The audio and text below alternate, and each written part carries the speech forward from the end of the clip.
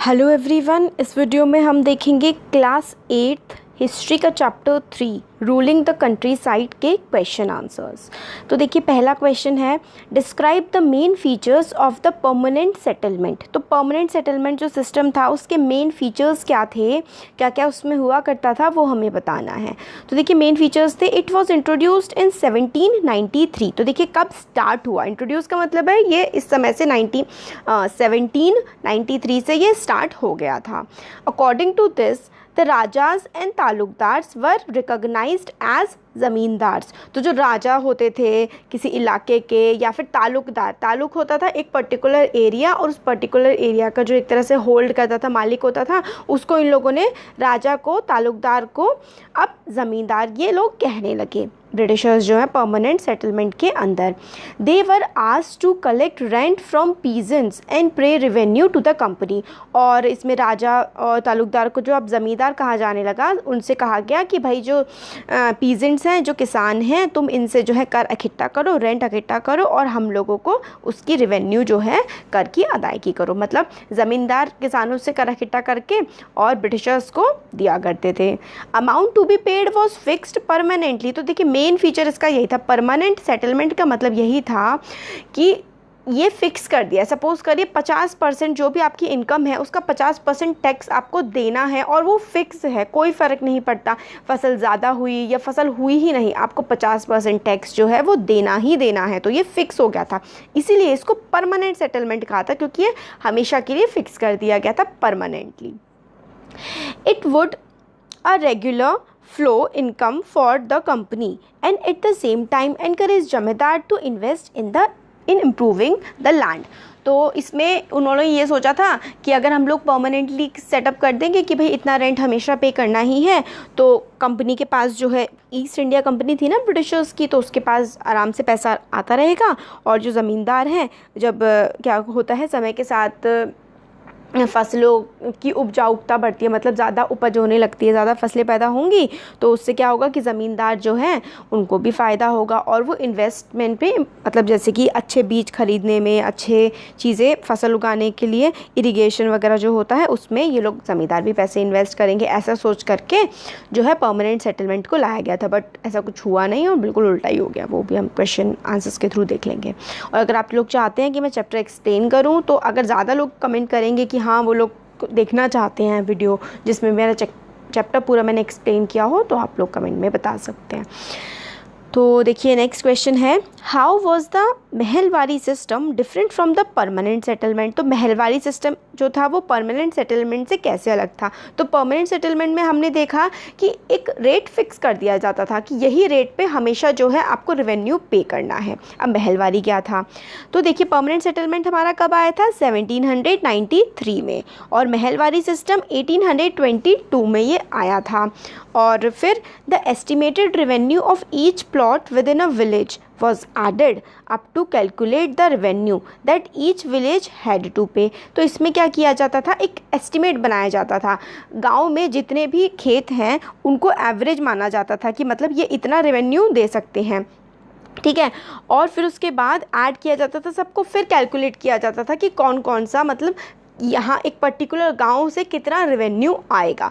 तो इसमें क्या था, गांव से एक तरह से पूरा रेवेन्यू लिया जाता था, परमानेंट सेटलमेंट में एक एक पीजेंट से जा करके लिया जाता था। ये वाला जो है थोड़ा सा मेन डिफरेंस इसका आ जाता है। Unlike permanent settlement revised, it was revised periodically. तो परमानेंट सेटलमेंट में कहा था कि हमेशा इतना ही रहेगा, तो महलवारी में उन्होंने कहा नहीं भाई, परमानेंटली में तो दिक्कत होती है, तो टाइम के साथ साथ हम लोग जो है चेंज कर सकते हैं कि कितना रेवेन्यू पे करना है। The charge was given to the village headman rather than ज़मींदार। तो एक और महलवारी सिस्टम में ये है कि जो चार्ज दिया जाता था कि भाई रेवेन्यू, जो काम दिया जाता था रेवेन्यू कलेक्ट करने का, वो विलेज का जो हेड होता था ना, जिसको सबसे बड़ा मानते थे, वो इकट्ठे करते थे कर, और सारे विलेज का कर एक साथ दिया जाता था ब्रिटिश गवर्नमेंट को, ईस्ट इंडिया कंपनी को।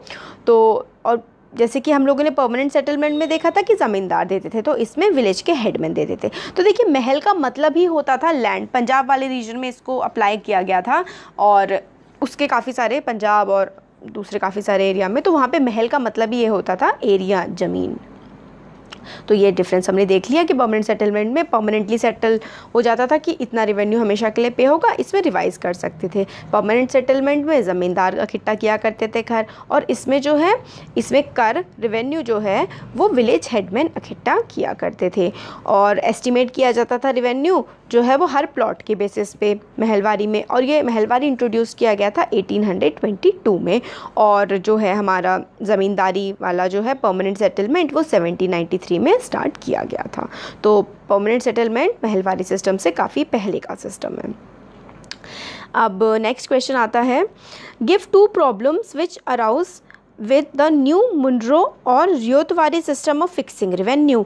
अब प्रॉब्लम और क्या है, एक मुनरो सिस्टम था, मुनरो सिस्टम पे कहते थे, और उसको हम रियोतवारी सिस्टम भी कहते थे। अब उसमें क्या क्या दिक्कतें आई वो हम लोगों को बताना है। तो two problem which arose with the new Munro system of fixing revenue were, तो दो मेन प्रॉब्लम जो आई मुनरो का जो सिस्टम था जिसको रियोतवारी सिस्टम भी कहा जाता था, उसमें क्या दिक्कतें आई, तो था to increase income revenue officials fixed very high revenue demand which peasants were unable to pay। तो क्या हो गया था इस वाले केस में कि जो लोग कर इकट्ठा किया करते थे, रेवेन्यू ऑफिशियल्स बोला करते थे उनको। देखिए परमानेंट सेटलमेंट में ज़मींदार, महल वाली सिस्टम में विलेज हेडमैन, और मुनरो का रियोतवारी सिस्टम जो था इसमें जो रेवेन्यू ऑफिशियल्स थे वो कर इकट्ठा किया करते थे। मगर उन लोगों ने इतना ज़्यादा हाई रेवेन्यू सेटअप कर दिया कि मतलब जो पीजेंट्स है ना, किसान, उसको पे करने में ही मतलब उनकी हालत ख़राब हो जाती थी, पे नहीं कर पाते थे, इतना ज़्यादा जो है रेवेन्यू उनके द्वारा मांगा जाता था। अब है second point, the official imagine that the new system would transform the peasants into rich farmers but this did not happen. तो उन लोगों को लग रहा था कि पीजेंट्स इस सिस्टम की वजह से, रियोतवारी की वजह से अमीर हो जाएंगे, बट ऐसा कुछ नहीं हुआ। भाई अमीर हो कैसे जाएंगे जब तुम इतना ज़्यादा उन लोगों से पैसा ले रहे हो, उनकी फसल पता है 60-70% तक पैसा ले लिया जाता था। मतलब अगर आप लोग 100 रुपये कमा रहे हैं ना, तो आपसे 60-70 रुपये ले लेंगे ये लोग, ये वाली मतलब हालत थी इतनी ज़्यादा ख़राब। तो भाई कैसे पीजेंट अमीर हो जाएगा, तो इसलिए ये सिस्टम फेल हो गया, मुनरो या फिर रियोतवारी सिस्टम हम जैसे कहते हैं। नेक्स्ट है, why were ryots reluctant to grow indigo. जो देखिए रियोत का मतलब होता था पीजेंट, जो साउथ इंडिया साइड में ना क्या होता था, जो पीजेंट्स होते थे ना उनको रियोत बोला जाता था, और उस सिस्टम को रियोत वाली सिस्टम बोला गया। तो रियोत जो थे वो इंडिगो क्यों नहीं उगाना चाहते थे, तो इंडिगो होता है जो हमारा नील होता है ना, इसको इंग्लिश में हम इंडिगो कहते हैं। तो नील की खेती क्यों नहीं करना चाहते थे रियोत, तो ryots reluctant to grow indigo because the price they got for the indigo they produce was very low and they were unable to pay the loans which they have taken from the planters. तो देखिए जो रियोत्स होते थे उनको इसको उगाने के लिए ना पहले तो प्लांटर्स से लोन लेना पड़ता था, मगर इनको इसकी इंडिगो की इतनी कम कीमत मिलती थी, इतना कम पैसा मिलता था कि ये लोग जो कर लेते थे ना, जो लोग लोन लेते थे वो लोन को चुका ही नहीं पाते थे। तो एक तो ये प्रॉब्लम थी। दूसरी थी, planters usually insisted that indigo should be cultivated on the best soil in which peasant preferred to cultivate rice. और प्लांटर्स कहते थे जो सबसे उपजाऊ ज़मीन है ना, जो सबसे अच्छी ज़मीन है उसमें इंडिगो को उगाएं, मगर जो पीजेंट्स होते थे, किसान होते थे, वो सबसे अच्छी ज़मीन पे चावल को उगाना चाहते थे। और नेक्स्ट पॉइंट है, indigo had deep roots and it exhausted the soil. Indigo की जड़ें बहुत ही गहरी होती थी, और वो एक तरह से इंडिगो जो होता था ना, नील की खेती ज़मीन को बंजर बना दिया करती थी। एक तो ज़मीन को बंजर बना रही है, चावल की खेती के लिए उनको जगह नहीं मिल रही, और दूसरा लोन जो ले रहे हैं उसको वापस नहीं कर पा रहे क्योंकि इसके अच्छे पैसे नहीं मिल रहे थे। तो भाई क्यों कोई उगाना चाहेगा, आप खुद सोचिए। आप खेती कर रहे हैं, आपको उसमें से पैसा भी नहीं मिल रहा, ठीक है, आपको चावल उगाना था खाने के लिए, आप चावल नहीं उगा पा रहे, और आपकी ज़मीन भी बंजर हो रही है, मतलब आपको फ़ायदा कहीं से हो ही नहीं रहा, आपको सिर्फ और सिर्फ नुकसान हो रहा है। तो इसलिए जो रियोत हैं वो नहीं उगाना चाहते थे इंडिगो को। नेक्स्ट क्वेश्चन है हमारा इसमें, what were the circumstances which led to the eventual collapse of indigo plantation in Bengal.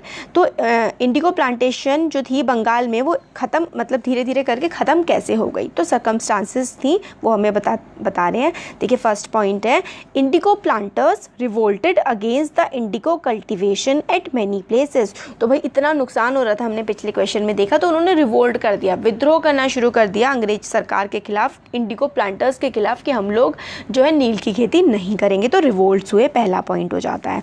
दूसरा है इवन द ज़मींदार supported them against indigo planters. तो ज़मींदार भी कौन थे भाई? गांव के लोग थे। जब ज़मींदार देख रहे हैं कि ज़मीन ही बंजर हो रही है, ज़मीन बंजर होगी तो उसमें अगली फसल कैसे उगेगी, तो इसलिए ज़मींदार ने भी इंडिगो प्लांटर्स के खिलाफ जो है वो किसानों का समर्थन किया था। तो ज़मींदार ने भी किसानों का समर्थन किया था और इंडिगो प्लांटर्स के खिलाफ किसान जो हैं वो रिवोल्ट में आ गए थे।